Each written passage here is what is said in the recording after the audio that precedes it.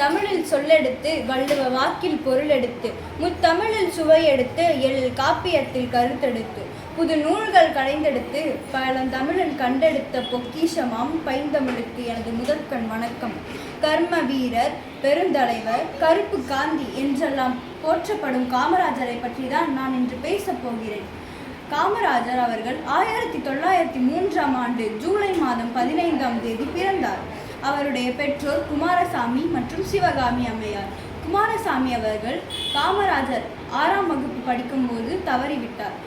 அதனால் காமராஜர் தன்னுடைய மாமாவின் வீட்டில் வளர்ந்தார். அவருக்கு அரசியல் மீது பெரும் ஆர்வம் ஏற்பட்டதால் அவருடைய மாமா அவருடைய சொந்த மரக்கடைக்கு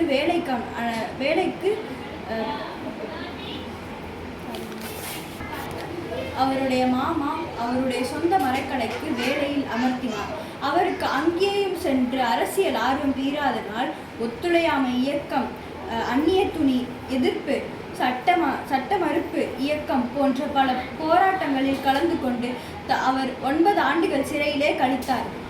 காமராஜர் 1954 முதல் 1963 வரை 9 ஆண்டுகள் தமிழகத்தை ஆண்டார். தமிழகத்தை முதல்வராக பணிபுரிந்தார். அவர் 6000 பள்ளிகளை திறந்தார். இலவச உணவு, இலவச மதிய உணவு திட்டம், சீருடை திட்டம் என்று பல திட்டங்களை அளித்ததால் தந்தை பெரியாரால் கல்விக்கண் திறந்தவர் என்று அழைக்கப்பட்டார். தொழில்துறை, அணைக்கட்டு, மின் திட்டம் போன்ற பல